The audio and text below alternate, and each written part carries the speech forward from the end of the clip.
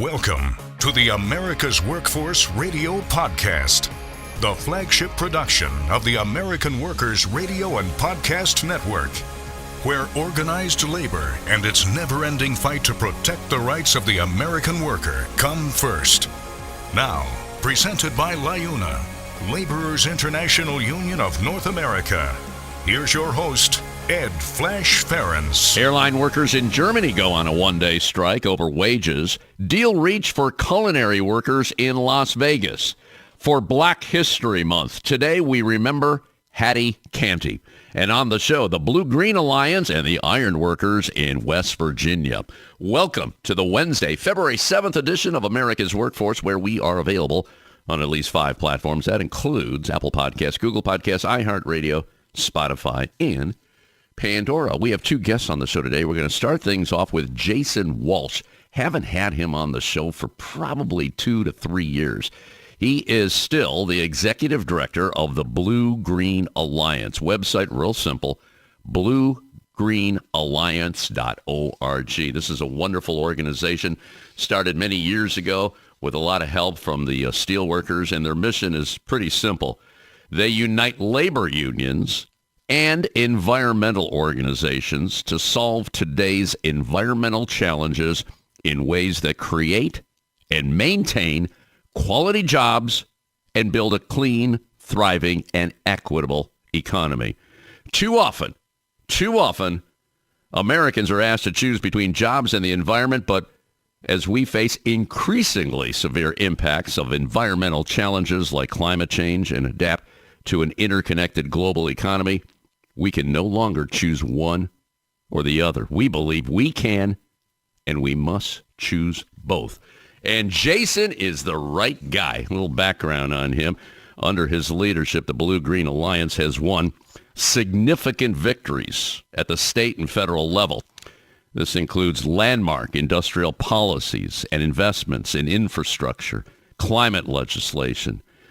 Walsh and the BlueGreen Alliance played a central role in getting the historic Inflation Reduction Act across the finish line. And talk about an impressive background. He previously served in the Obama administration as the director of the Office of Strategic Programs in the U.S. Department of Energy's Office of Energy Efficiency and Renewable Energy.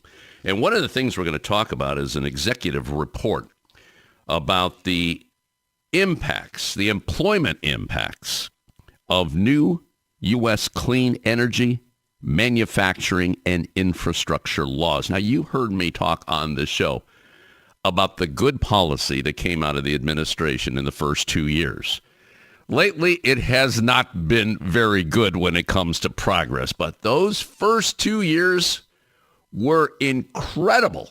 Millions of jobs created, and what the BlueGreen Alliance did, they partnered with the University of Massachusetts to study that impact, and we're going to talk about that on the show with Jason.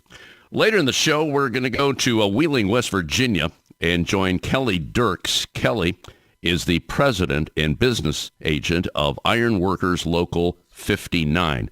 Website is iwlocal549.org. And their jurisdiction is pretty broad. Southeastern Ohio, part of West Virginia, and actually 2 counties in Pennsylvania. Now, Kelly is a longtime iron worker. He entered the apprenticeship program back in 1989 at 549, graduated 4 years later, moved to journeyman status, worked his way up in the local as foreman, general foreman, superintendent, and then he became president and business agent. He's been business agent for about almost 3 years now.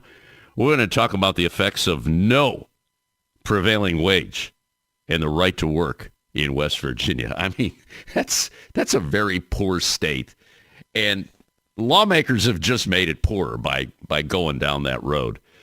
And there's a couple pieces of legislation that he's going to talk about. Some good, some bad. And we'll see if we can make sure that the bad ones stay away and the good ones get passed. So Kelly Dierkes will be joining us to button up the show right here on America's Workforce. Now, A look into the world of labor. This segment brought to you by Boyd Watterson Asset Management, offering fixed income real estate and equity investment options to clients from coast to coast.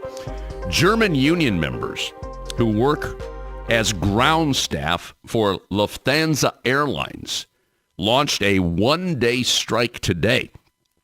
The union is calling for a wage increase of 12.5% for the next year, along with a one-time inflation payment of 3,000 euros. What's 3,000 euros? Well, in American dollars, it's just over $3,200. The strike follows weeks of labor actions in Germany among transportation workers. Just last week, airport security staff took part in a one-day strike across 11 airports in Germany, which caused 1,000 flights to be canceled or delayed. And last month, train drivers went on a 6-day strike to press for better wages, and truck drivers disrupted traffic to oppose higher toll charges and to demand improvements in road infrastructure. This is in Germany, okay, where unions are a whole lot stronger than they are in the United States. The Nevada Culinary Workers Union, Local 226, which is the union representing thousands of hospitality workers in Las Vegas, called off its Monday morning walkout after reaching tentative agreements with 6 more hotel casinos in downtown Vegas.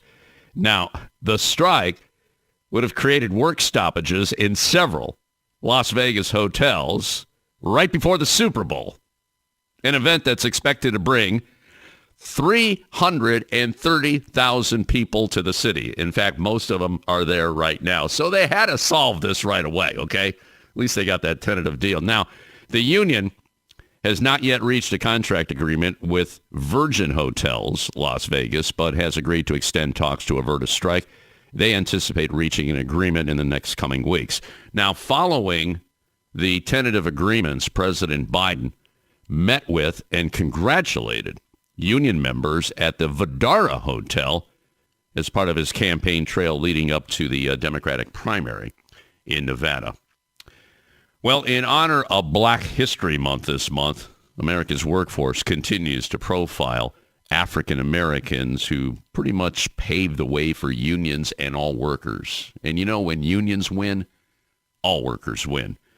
And today, we salute Hattie Canty. Hattie was born near Mobile, Alabama, back in 1933.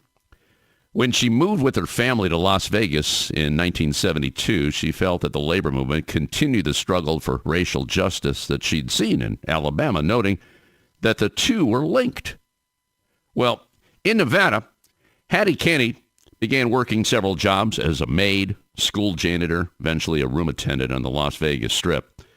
She became active in her union, was elected to the executive board of the Culinary Workers Union. That was back in 1984. And she became union president in 1990. In fact, she was the first black woman and the first room attendant elected to that position in the Culinary Workers Union. During her tenure, Hattie Canty brought together workers from 84 nations, helped push forward racial justice within the industry in her union, and founded the Culinary Training Academy, which helps people of color obtain better jobs in the hospitality industry. In addition, Hattie served as president of the CWU during the longest strike in U.S. labor history, leading the workers at the Frontier Hotel through 6.5 years of negotiations for better labor standards. And in closing, she's quoted as saying, "Anytime I fight for anything in this labor movement, it benefits me in the civil rights movement." Hattie Canty was born in 1933, and she passed away in 2012. All right, we're going to take a quick break. Jason Walsh, Executive Director of the BlueGreen Alliance, coming up next. You're listening to America's Workforce with Ed Flash Ferenc. It takes LiUNA to build North America's infrastructure. From roads and bridges to schools and skyscrapers, the men and women of LiUNA, the Laborers International Union of North America, build the projects we depend on. From constructing the Freedom Tower on the site of the former World Trade Center to untangling Washington, D.C.'s congested interstate, LiUNA members do the work that matters. Find out what it takes to be built by LiUNA at liuna.org. That's LiUNA.org. Attention members of the Heat and Frost Insulators Union who are interested in traveling. Central Ohio has more construction projects on the books than anywhere in the U.S. Mega projects, large and medium-sized jobs are creating more work than our local 50 brothers and sisters can handle. Projects like Intel, the Honda LG battery plant, and multiple data centers for Facebook, Google, and Amazon offer union wages, overtime, and exciting incentives. Local 50 is seeking union travelers to meet the needs of its signatory contractors who can put you to work immediately. If you're a member in good standing and interested in the work opportunities in Central Ohio, visit insulators50.com/AWF travel for more information. America's Workforce is brought to you in part by the United Auto Workers. Find more at uaw.org. There is unity and strength for workers. We are the USW. We are the USW. The United Steelworkers. The largest industrial union in North America. We represent 850,000 members in the U.S., Canada, and the Caribbean. We work in metals, rubber, chemicals, paper, oil refining, atomic energy, and the service sector. We are steelworkers, standing strong and fighting for what's right. America's Workforce is brought to you in part by the International Federation of Professional and Technical Engineers. You can find more at ifpte.org. America's Workforce Radio is sponsored in part by the International Union of Painters and Allied Trades, District Council 6, representing painters, glazers, drywall finishers, and sign and display industry workers. They remind you that belonging to a union is your right as an American. America's Workforce is brought to you in part by the Heat and Frost Insulators Labor Management Cooperative Trust. Find out more at insulators.org/LMCT. Now, back to America's Workforce. Here's Ed Flash Ferenc. And remember, you can check us out on Facebook or follow us on X, formerly known as Twitter. That would be AWF Union Podcast. By the way, this next segment brought to you in part by the Ohio Federation of Teachers. You can find more at oh.aft.org. Let's go to line number one and welcome someone who has not been on the show for a long time. I remember talking to this guy several years ago. His name is Jason Walsh, and he is the executive director of a great organization that is affiliated, well, they got some help from the steelworkers many, many years ago. The BlueGreen Alliance website, real simple, bluegreenalliance.org. And we're talking about creating good jobs, a clean environment, and a fair and thriving economy. Real simple, real simple. But you know what? Those simple things are sometimes hard to accomplish. And Jason is going to talk about that and more. Jason, welcome back to the show. Thanks for joining us today. And before we get going into some of the details on that clean environment and a thriving economy, give me a little background on yourself and how the Blue-Green Alliance started. Go ahead, my brother. Thank you, sir. Great to be here. Great to be with you again after a couple of years. Background on myself, I'm old, so this could take a while. I'll keep it short. Done a lot of different things right out of school. Did some union organizing with both SEIU, nursing home workers, and the old Unite, trying to organize garment workers. And then moved from there, ran an anti-poverty coalition in Minnesota for a number of years, did a bunch of coalition work, and then in the mid-aughts, started to hear about something called green jobs when that term first started getting used, and got connected ultimately to the Blue-Green Alliance, did a first tour with BGA as their policy director in 2010, 2011, joined the Obama administration for about 5 years, worked in both the Department of Energy and in the White House, left in January 17, when we weren't welcome any longer. And then I had the privilege of taking over as Executive Director of BlueGreen Alliance in 2019. And I've been running our coalition since then. It is a heck of a coalition, and you've got a heck of a history here. And we should point out, too, that Jason was named one of Washington, D.C.'s 500 most influential people by Washingtonian magazine. So that's quite an accomplishment there. And it's pretty cool to be in a White House, in an administration like the Obama administration. I'm sure we could do a whole show on that. But let's get into what's going on in the world of our economy here specifically, and the policies that have come out of the current administration. We're talking federal investments, good federal investment, first 2 years of the administration, bipartisan infrastructure law, Inflation Reduction Act, CHIPS and Science Act.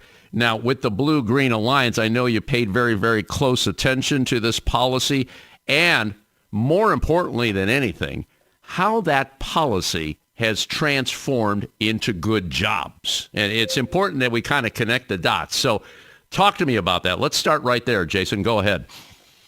Yeah, a great question. Yes. So we did a bunch of work on the legislation, now laws, that you just mentioned, and worked particularly closely with the Biden administration and members of Congress on particular provisions and particular programs within those laws. And you're right. I mean, you hit it on the head. For us, we are trying to enable a transition to a clean energy economy, but not just any clean energy economy. We want a high road clean energy economy, right? One that is worker and community centered, that results in more union jobs and less pollution, and that builds a more equitable, just society. And the laws you just mentioned, the bipartisan infrastructure law, the Inflation Reduction Act, and CHIPS, give us the resources and tools to do that. But we got to implement it well, and we're doing a lot of work on that right now. Yeah, especially when it comes to making sure those are good union jobs. And I know a lot of the policy, that good policy we just talked about, went to states in the South where it's not very easy to organize. And obviously, that's an issue in itself. How does the Blue-Green Alliance unite everybody on these policies? I think that's where I want to go with this one. It's important. You have a specific task. Tell me what that's all about. Yeah. So, and to answer that question, I'm going to have to give you a little history. So sure. We were formed as a coalition initially by our two original odd bedfellows, the Steelworkers Union, led at the time by Leo Gerard, and the Sierra Club, led at the time by Carl Pope. This was back in 2006 when they formed the Blue-Green Alliance. And the founding principle that they built off of remains our guiding principle today, which is a core belief that we shouldn't have to choose between good jobs and a clean environment, that we can and must have both. And we have worked ever since that formation year to build out our coalition. We now represent 14 national labor unions and environmental organizations who represent roughly 15 million members and volunteers. And we do a lot of the hard work of aligning the labor movement and the environmental movement, understanding that those movements have much more in common than not. And we have been fortunate over the last several years to be working in pretty strong partnership with President Biden and his administration, because when the president talks about climate action meaning union jobs, that's what we live and breathe. Yeah. And that's where we need to move this. Now, there's a number of people out there, and I want to get into climate change. We hear a whole lot about that in the media. But there's a lot of people out there that, well, they don't believe in that, number one. They still want to drill. I understand that. And there's many unions that are still of that opinion, because obviously these are good-paying jobs.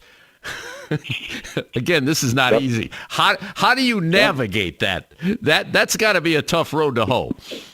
It is, and the key, because you're right. I mean, we have union partners whose membership gets family supporting wages and benefits out of parts of the fossil fuel economy.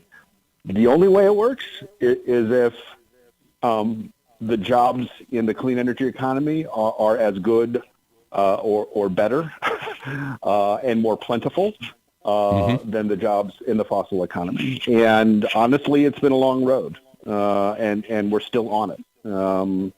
But if you compare, just median wages, right, in some of the fastest growing clean energy sectors like solar and wind, the average wages are just lower, right, than in for example, fossil fuel electric power generation.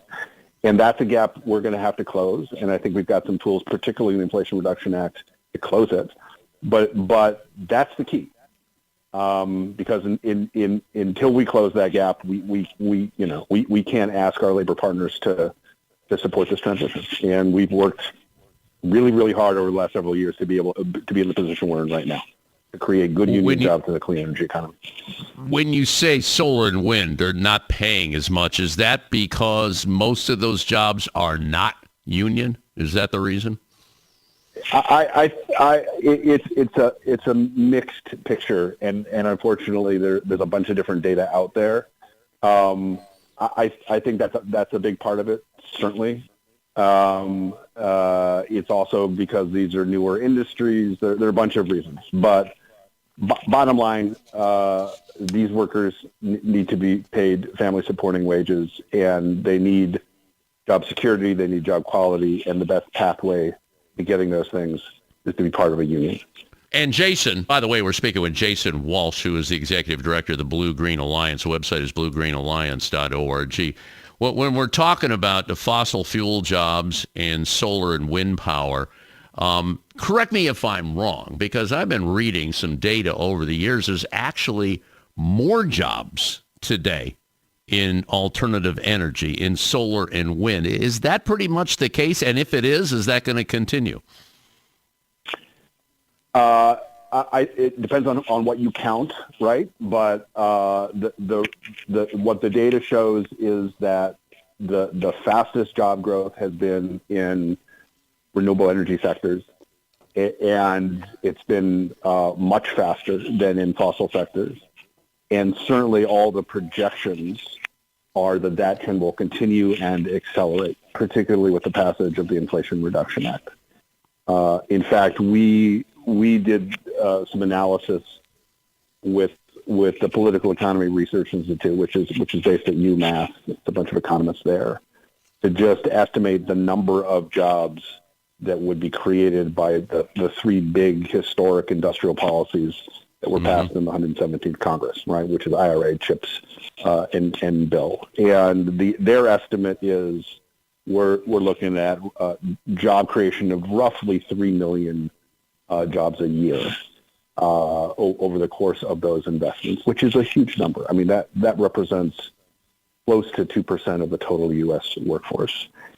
And excitingly, it's going to be it's going to be a lot of jobs in construction and manufacturing and transportation and utilities. I mean, what this transition is fundamentally about is making and building a lot of new stuff, right? And you're going to need a lot of workers in sectors like construction and manufacturing to make that happen. But we have a couple of challenges. We got to get more workers into those sectors and different kinds of workers into those sectors, and we got to make sure those jobs are good jobs. You got it. And union jobs. Yeah, I have that report. Thank you for sending me a link to it. That report, by the way, is Employment Impacts of New U.S. Clean Energy, Manufacturing, and Infrastructure Laws. Again, the takeaway on that, what Jason just talked about, 3 million jobs per year and 19 million job years over their lifetime. That's a lot. And Jason, I want to tear this report apart, so stay with us. Jason Walsh joining us on our live line. He is Executive Director of the BlueGreen Alliance. Again, that website, bluegreenalliance.org. We'll be back right after this. This is America's Workforce. More shows available at awfradio.com. It takes LiUNA to power North America with affordable energy. The men and women of LiUNA, the Laborers International Union of North America, have the skills needed to build and maintain oil, natural gas, nuclear, solar, and wind projects that are shaping America's energy future. From new energy tech to retrofitted facilities, LiUNA members do it all. Find out what it takes to be powered by LiUNA at liuna.org. That's LiUNA.org. We're the nurses, firefighters, and claims representatives that help keep our government services running. We respond to natural disasters. We care for our nation's veterans, and we investigate discrimination in the workplace. We are federal and D.C. government workers, and we are proud to serve the American people. Working in more than 70 agencies across the government, we know we can fulfill our mission because our union has our back. Learn more at afge.org. Paid for by the American Federation of Government Employees, AFL-CIO. America's Workforce is brought to you in part by the United Steelworkers. You can find more at usw.org. This segment of America's Workforce is brought to you by Survey and Ballot Systems. SBS has been providing unions with secure and flexible election options for over 30 years. Visit surveyandballotsystems.com to learn more. The Heat and Frost Insulators and Allied Workers are proud to be a title sponsor for America's Workforce Radio. The Insulators Union is leading the way in the mechanical insulation industry, fire stopping, and infectious disease control. Regarded as North America's energy conservation specialists, these professionals are known for their professional work and dedication. You can learn more about the Insulators Union at insulators.org. America's Workforce is brought to you in part by the Ironworkers. You can find more at ironworkers.org. Now, back to Ed Flash Ferenc with America's Workforce. And remember, you can check us out on at least 5 platforms. That includes Apple Podcasts, Google Podcasts, iHeartRadio, Spotify, and Pandora. And when you get an opportunity, just sign up and receive our shows on a regular basis and give us a rating. We always appreciate those 5-star ratings, so please keep them coming. By the way, this next segment brought to you in part by the North Coast Labor Federation. Let's go back to our live line and rejoin Jason Walsh. Jason is the Executive Director of the BlueGreen Alliance, bluegreenalliance.org. If you go to the website's homepage, you can read about creating good jobs, a clean environment, and a fair and thriving economy. That's what we want. We want jobs, clean jobs. We want infrastructure, a clean infrastructure. And with all of that, we want some fair trade. You know, put that into the whole mix here. And good things are happening. And let's talk about some of that policy. We touched on that. And I want to reference that report we just wrapped up on, and that was the employment impacts of new U.S. clean energy, manufacturing, and infrastructure laws. Again, if you're just joining us, we're talking 3 million jobs per year, 19 million job years over the lifetime. And can you kind of break this down? I guess all sectors here, construction, manufacturing, transportation, warehousing, utilities, all those sectors are showing growth in the years ahead. Can you run down some of this, Jason, for our listeners? Yeah, happy to. And you just ticked off the biggest growth sectors. Construction gets the biggest. We're projecting 4% growth overall relative to 2021, and that's almost 500,000 jobs annually. Manufacturing at 3% growth at roughly 336,000 jobs annually. Transportation, warehousing, 2% growth, a little over 250,000 jobs annually. And a common denominator of these jobs, a disproportionate number of them are going to be accessible to workers without a 4-year college degree, which is really important, right? Because without a 4-year college degree, sometimes it's used as a proxy for these are working class folks, right? And as you know, as your listeners know, these are the folks who have been on the hurting end of bad policy and bad economic trends for several decades, and the decline of job quality for workers without a four-year college degree, and the decline of jobs, of decent jobs for those folks, has been a major driver of income inequality in this country. Now we have a set of investments that is actually targeted at those folks. And that's pretty damn exciting.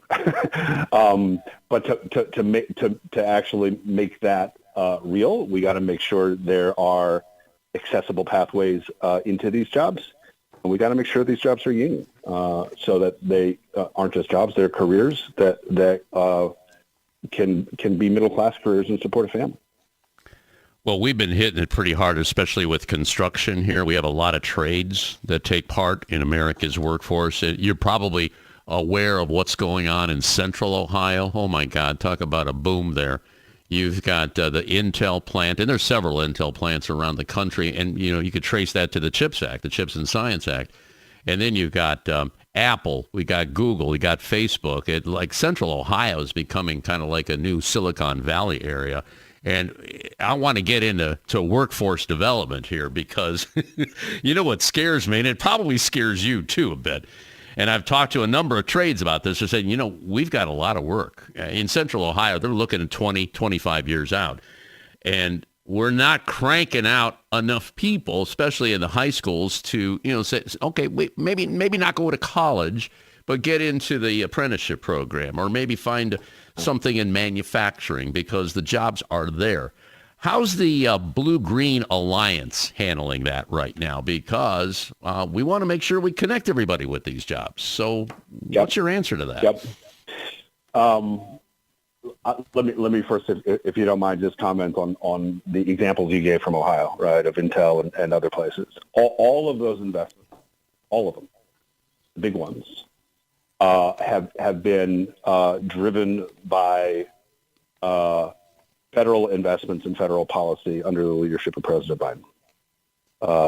I think it's really important to just note that, right? What we're talking about here is the Biden administration's industrial policy, right?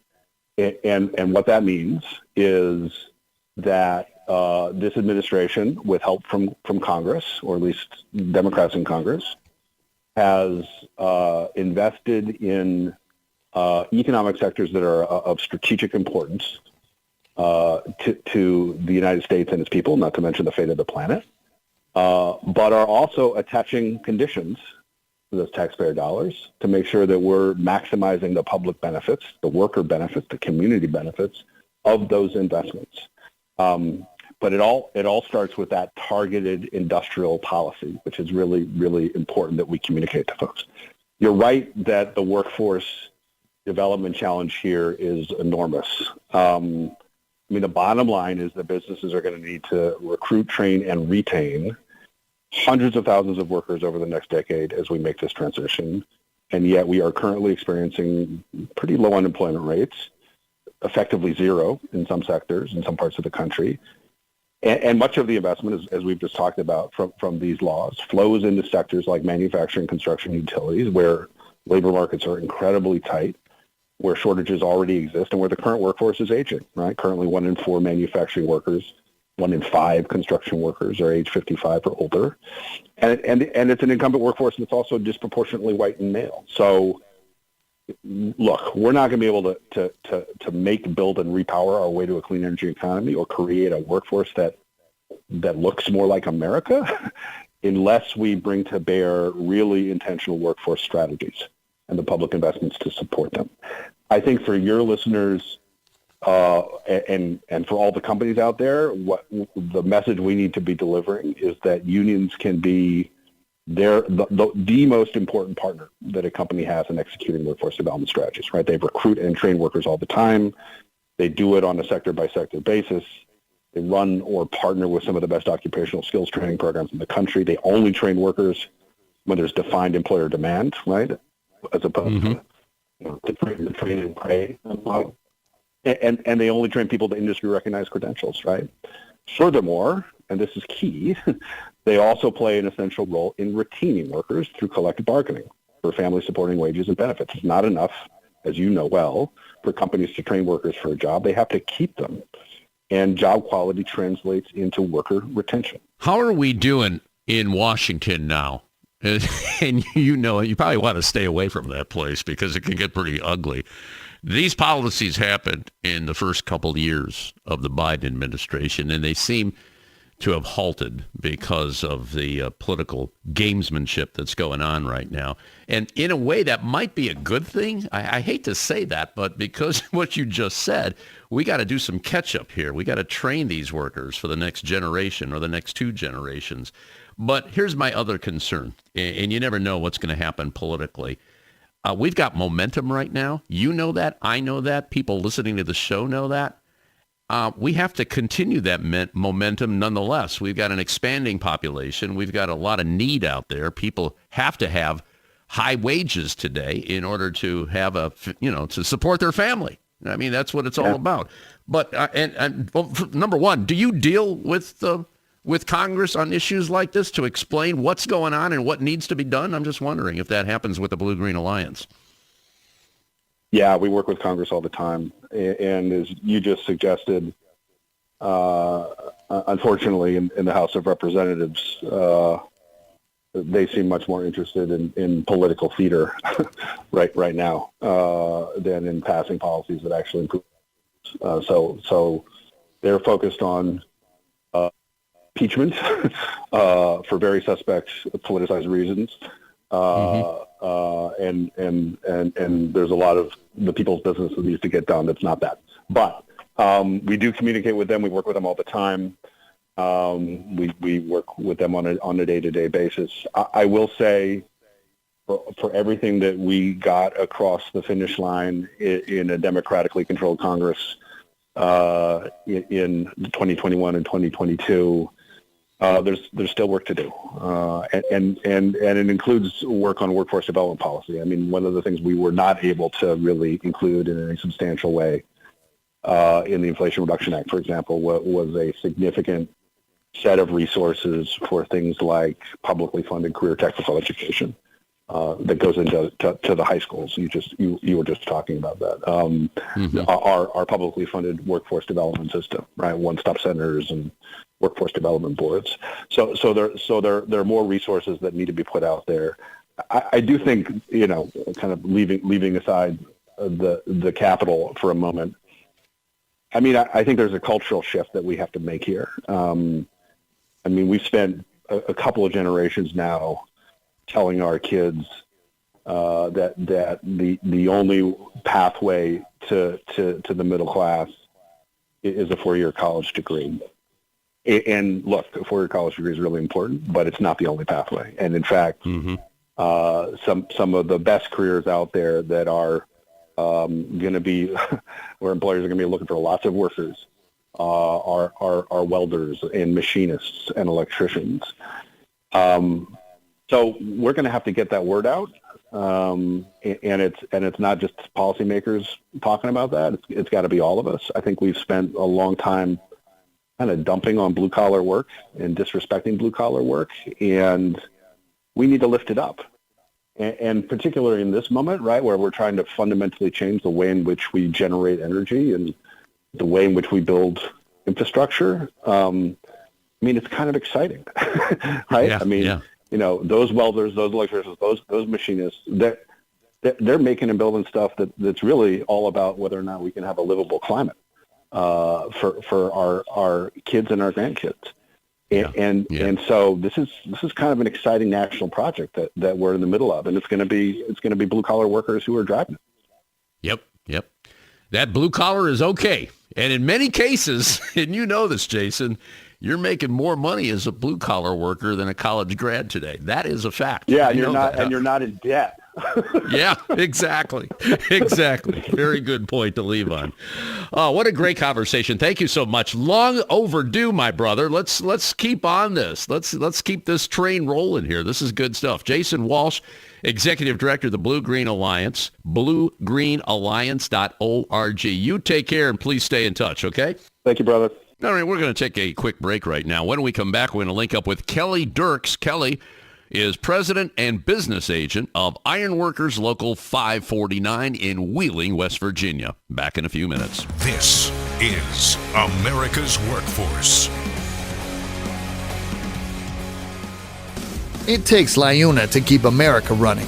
Over 70,000 public employees are part of LiUNA, the Laborers International Union of North America, delivering critical services such as healthcare and emergency response, as well as maintaining roads and sanitation systems. Even the National Postal Mail Handlers Union, representing over 47,000 U.S. postal workers, is affiliated with LiUNA. Find out what it takes for LiUNA to keep America running at LiUNA.org. That's LiUNA.org.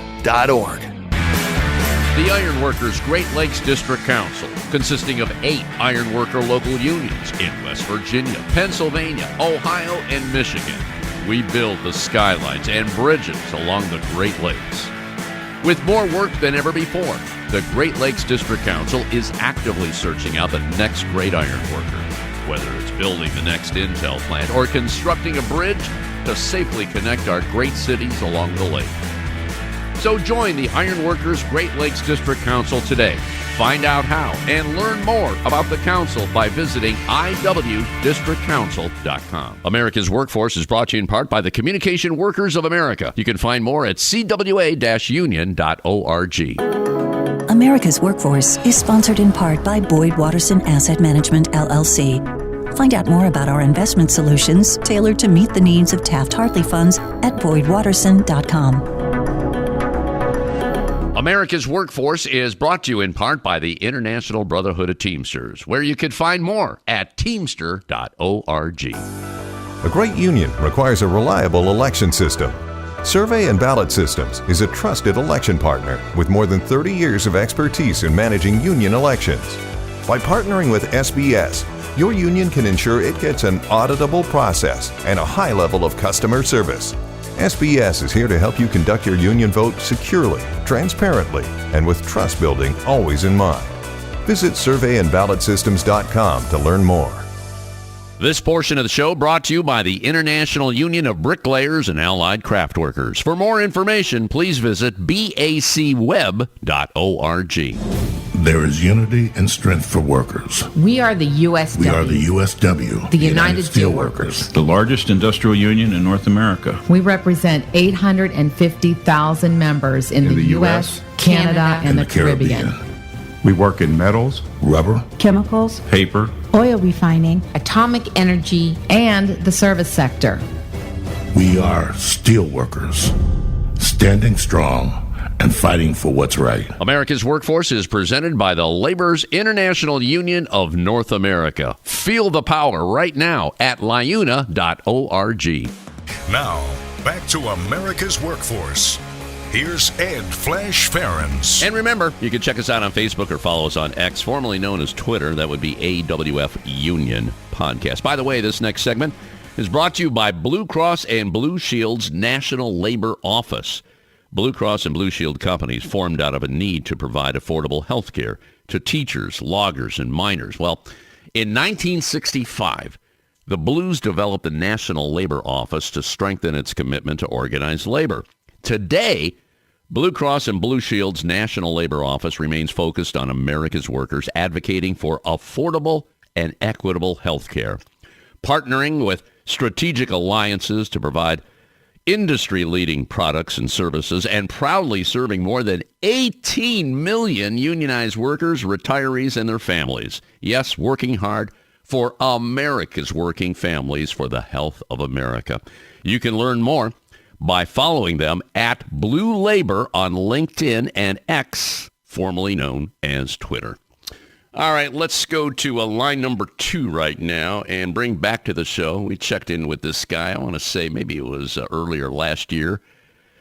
Kelly Dierkes is his name. He's a business agent and president of Ironworkers Local 549, which is headquartered in Wheeling, West Virginia. Tough state for unions, no prevailing wage, and right to work. Kelly Dierkes, welcome back to America's Workforce. How are we doing today, my brother? Great, Flash. I'm glad to be back with you. And talk to me, where are you now with membership at 549? And also, I guess your jurisdiction goes, into parts of Ohio and Pennsylvania, is that right?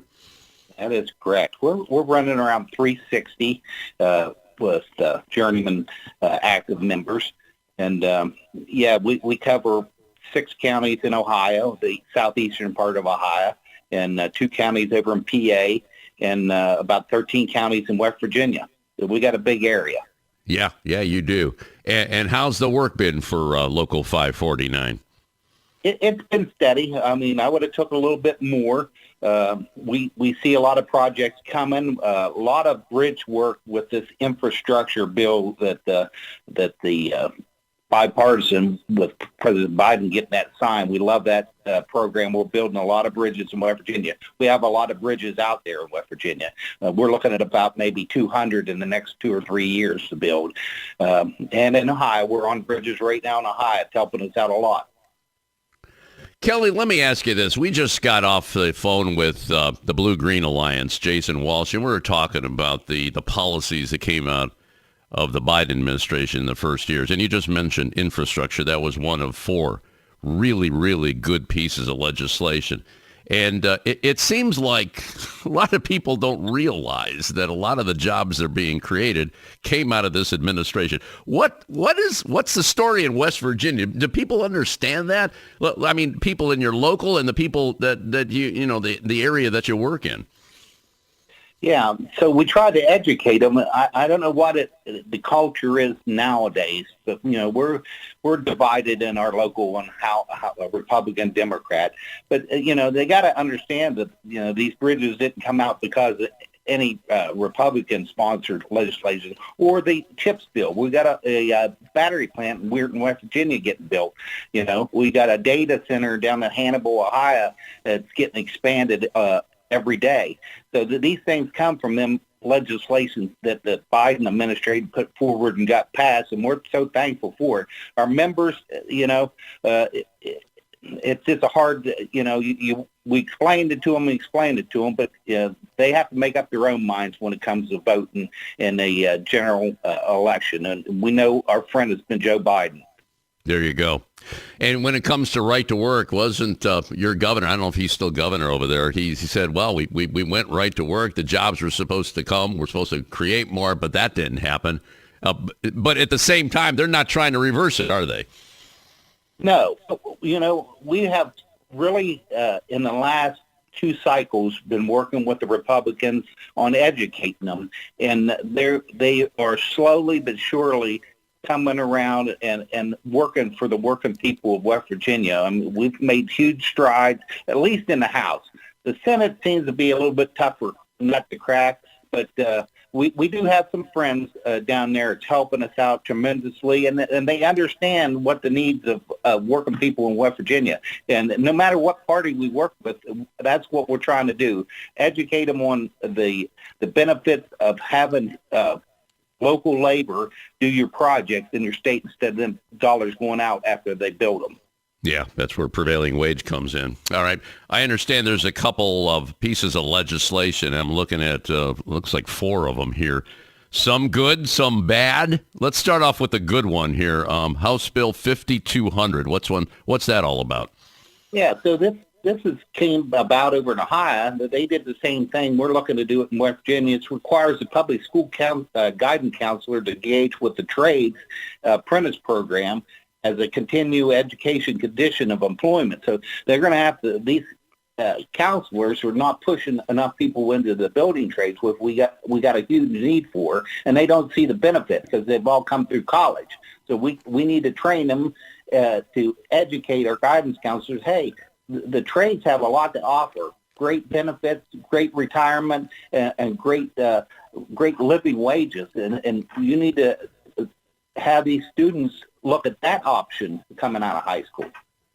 That's a common sense thing, and that's how things used to be run. But now you have to legislate common sense, it seems like. It's crazy. Yeah. Let's move on to what's the Senate Bill 156. Explain that one to us. Yeah, Senate Bill 156 is bad.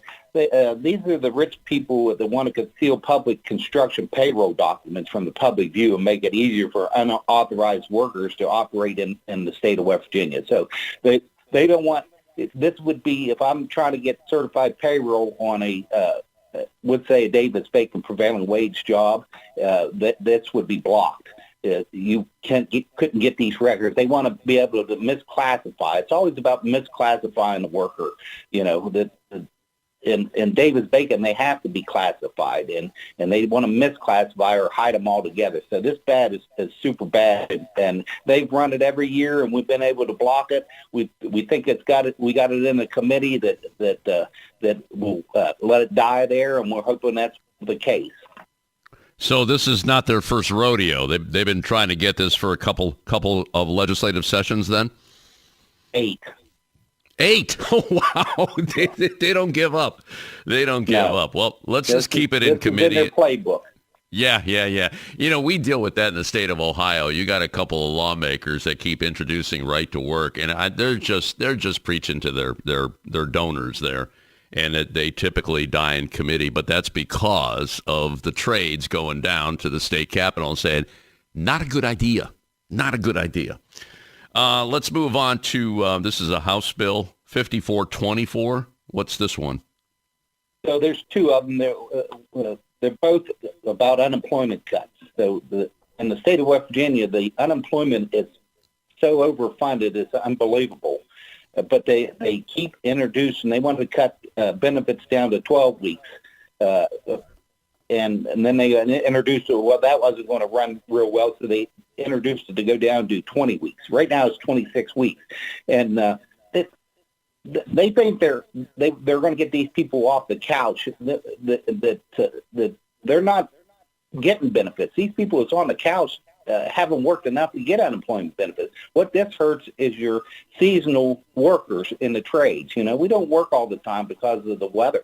Right. Some people pave roads. We set steel. Sometimes we're not setting it in the middle of winter, and we have 2 months off or 3 months off, and that just hurts working families. We rely on them benefits to get us through, so we can pay our mortgages, so we can pay a college tuition if we got kids in college. These are issues that they're hurting the workers of West Virginia on, and they've run this thing about 5 years in a row. Yeah, there's this perception out there when you go on unemployment, you stay on unemployment. But you know what? It runs out. There's a time limit on it. Now, you said it's currently at 26 weeks, and they want to eventually take it down to 12. Did I hear that right? That was one of the bills, and then they didn't think they could get it passed, so they're chipping away. They want to chip away at it, so they introduced another bill for 20 weeks. So their goal is to chip you down every year until they get you to 12. But we've got it in a good committee in the House. We think it's going to die there with any luck. We killed it last year in another committee, and these are because we did our due diligence with our Republican partners within the trades. We have good members in the Republican Party that understand the trades, and they help us on these bad bills. Now, did you say that the system was overfunded? They have plenty of money, but they're still doing this? Oh, they're so overfunded, So, Kelly, it sounds like they're trying to correct something that's not even a problem there with the unemployment system and as far as the funding of it. So right now, are we in a legislative session? Did that start already? What's the timetable here? Yeah, we're in the legislative session right now. So it currently goes here for another couple more weeks. So we were monitoring it day by day, and we get briefs on it from the state building trades to our different crafts that they send out. We do phone calls into our representatives. We use our apprentices, we use our journeymen to put the heat on them when we see something that's bad, and we want to make sure that they understand we're against it. There you go. You got to be very vocal on these things, especially if they hurt workers. I mean, all workers. Wow, that's a tough state. Like I said, got a right-to-work state and a state that doesn't believe in prevailing wage. So you hang in there, my friend. Kelly Dierkes, who is the business agent and president of Local 549, Ironworkers Local 549, the website iwlocal549.org. You stay in touch with us, stay safe, and stay strong, okay, my friend? Thank you. Thank you so much. All right, that'll be it for another edition of America's Workforce. Coming up tomorrow, we're going to check in with the Insulators Local 50. Until then, all of you have a safe and wonderful day. That concludes another episode of the America's Workforce Radio Podcast. Thanks for listening, and be sure to subscribe so you never miss a show. America's Workforce is a production of Labor Tools and BMA Media Group. Find out more information online at labortools.com.